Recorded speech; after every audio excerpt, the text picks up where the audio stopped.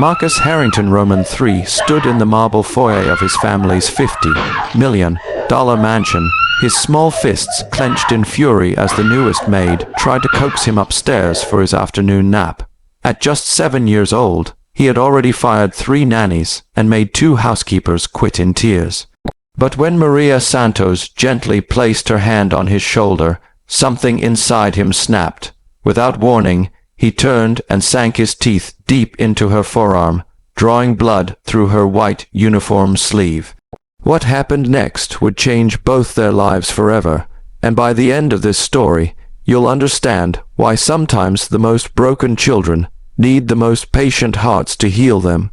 If this story touches your heart, please hit that like button, share it with someone who needs to hear it, comment below with your thoughts, and don't forget to subscribe to Trillionaire in Love for more inspiring stories that will restore your faith in humanity. Maria didn't scream.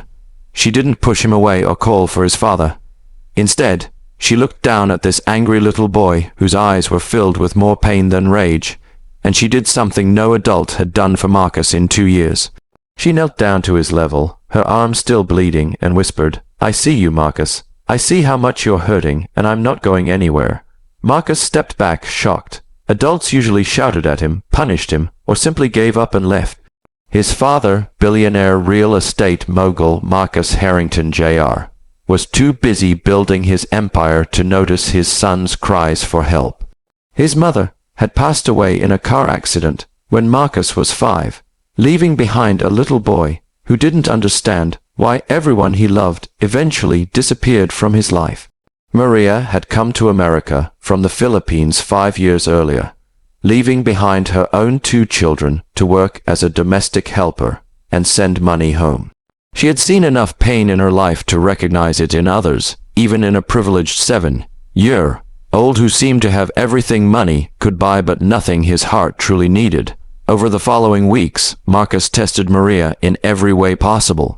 He put salt in her coffee, hid her cleaning supplies, and even locked her in the laundry room. Each time, Maria responded with the same patient kindness. She never raised her voice, never threatened to quit, and never told his father about the incidents. Instead, she began leaving little notes in his lunchbox with drawings of smiley faces and words of encouragement. The breakthrough came on a rainy Thursday afternoon when Marcus was supposed to attend his classmate's birthday party. His father had promised to take him but cancelled at the last minute for an important business call. Marcus sat alone in his bedroom, still dressed in his party clothes, tears streaming down his face as he listened to the rain against his window. Maria found him there and sat beside him on his bed. "You know," she said softly, "when I was little in the Philippines, my papa worked very far away. Sometimes I would dress up and wait for him to come home for special occasions, but work would keep him busy too." Marcus looked up at her with red, rimmed eyes. "Did it make you angry? So angry?" Maria admitted. "I would break my toys and refuse to eat my dinner. But you know what I learned. The anger wasn't really about the toys or the food. It was about feeling forgotten." For the first time since his mother's death, Marcus felt understood. "I miss my mama," he whispered. "Tell me about her," Maria said, and for the next hour, Marcus shared memories he had kept locked away for 2 years. His mother's bedtime stories, her homemade cookies, the way she would sing to him when thunderstorms scared him. Maria listened to every word, never interrupting, never trying to fix his pain, just holding space for his grief. From that day forward, something shifted between them. Marcus still had bad days, but instead of lashing out, he began seeking comfort in Maria's presence. She taught him Filipino words, showed him how to fold origami cranes, and shared stories about her own children back home. In return, Marcus helped her with her English and drew pictures for her to send to her family. The real test came 6 months later when Marcus's father announced he was hiring a live-in nanny and would no longer need Maria's services. Marcus overheard the conversation from the top of the stairs and felt his world crashing down again. The thought of losing another person he had grown to love sent him spiraling back to his old behaviors. That night, he snuck into his father's study where Marcus Jr. was working late. "Papa," he said quietly, using a term he hadn't used since his mother died.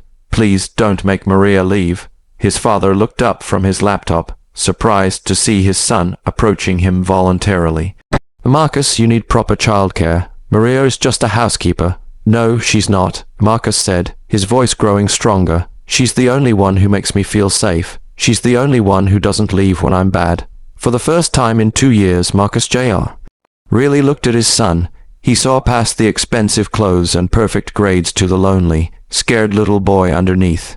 He noticed how Marcus's violent outbursts had stopped, how he smiled more, how he had started sleeping through the night without nightmares. "What happened to make you feel safe with Maria?" his father asked, setting aside his work completely. Marcus told him about the day he bit Maria, and how she didn't run away. He explained about the notes in his lunch box, the stories about the Philippines, and how Maria helped him remember his mother without feeling sad. As he spoke, Marcus Jr. realized he had been so focused on providing for his son financially that he had forgotten to provide for him emotionally. The next morning, Marcus Jr. called Maria into his office. She entered nervously, expecting to be dismissed. Instead, he offered her a permanent position as Marcus's nanny, with a significant salary increase and benefits that would allow her to bring her own children to America. But Maria surprised him with her response. "Mr. Harrington, I don't want to be Marcus's nanny. I want to be his friend, and I think what he needs most is his father." Over the following months, Maria helped bridge the gap between father and son. She taught Marcus Jr. the same patience and understanding she had shown Marcus. She helped him see that his son's behavior had been a desperate attempt to feel loved and secure, not deliberate defiance. Marcus Jr. began working from home more often, joining Marcus and Maria for lunch, reading bedtime stories, and most importantly, talking to his son about his mother and their shared grief. The healing wasn't instant or easy, but with Maria's guidance and his father's renewed presence, Marcus slowly learned to express his emotions with words instead of actions. 2 years later, Maria's own children, Sofia and Miguel, arrived in America. Marcus was there at the airport with his father, holding a sign that read "Welcome Family" in both English and Filipino. He had saved his allowance for months to buy them toys and had prepared his room to share with Miguel. As they drove home together, Maria watched Marcus teaching Sofia an English song while his father chatted with Miguel about baseball. She realized that sometimes the greatest gift we can give someone isn't fixing their problems, but simply showing them they're worthy of love exactly as they are. The boy who had once bitten her in anger was now translating jokes to make her children laugh. The father, who had once been too busy to notice his son's pain, was now planning family game nights. The broken family had become whole again, not because their problems disappeared, but because they had learned to face them together. Marcus, now 9 years old, stood up at Maria's citizenship ceremony and spoke to the crowd about the woman who had saved his family. "Maria taught me that love isn't about never getting angry or sad," he said into the microphone, his voice clear and confident. "Love is about staying when things get hard and believing that people can change." The audience erupted in applause, but Maria only had eyes for the little boy who had grown into a compassionate, confident child, and the father who had learned that success meant nothing without connection. 6 months later, when Marcus Jr. remarried, it was Maria who walked him down the aisle alongside his new stepmother, Sarah, who had heard the story of the maid who never gave up on a broken little boy. At the reception, Marcus gave a speech that brought everyone to tears. "My mama died when I was 5, and I thought that meant I would never have a family again. I was angry and scared, and I hurt people because I was hurting. But Maria showed me that families aren't just people who share your blood. Sometimes families are people who choose to love you when you're at your worst and help you find your way back to your best." Today, Marcus is 15 years old and volunteers at a local children's home, working with kids who have behavioral challenges. He uses the techniques Maria taught him about patience, understanding, and unconditional love.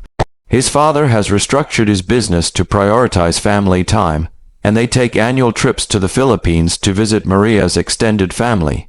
Maria still works for the Harringtons, but now as a family coordinator who helps other wealthy families connect with their children. She has written a book about her experience, with all proceeds going to support domestic workers' children's education. The scar on Maria's arm from that bite 8 years ago has faded, but she still touches it sometimes when she needs to remember that the most difficult moments often lead to the most beautiful transformations. Marcus often tells people that he learned more about love from a maid who refused to give up on him than he ever learned in any classroom. And Maria always replies that Marcus taught her that healing happens not when we avoid the storm, but when we choose to dance in the rain together. This story reminds us that behind every challenging behavior is a heart crying out for love and understanding. Sometimes the most broken among us just need someone to see past their pain to the person they're meant to become. If this story inspired you, please like this video, share it with someone who needs hope today. Leave a comment telling us about a time someone showed you unconditional love, and subscribe to Millionaire in Love for more stories that will remind you that love always wins in the end. Remember, we all have the power to be someone's Maria, the person who stays when everyone else walks away.